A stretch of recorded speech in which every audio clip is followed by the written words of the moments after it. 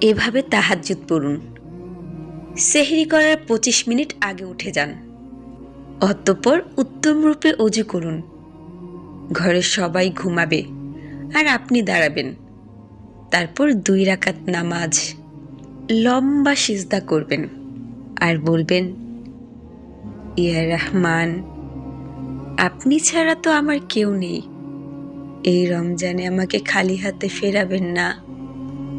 এবং সেজদায় অবস্থানরত অবস্থায় আল্লাহর ২টি নাম, ইয়া হাইয়ু ইয়া কাইয়ুম, যত পারেন পাঠ করতে থাকবেন।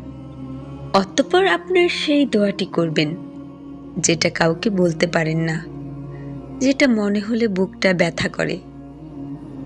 প্রিয় বোন আমার, বিশ্বাস করুন, তাহাজ্জুদের সিজদা এমন জায়গা যেখানে ভাগ্য এসে হেরে যায়, যেখানে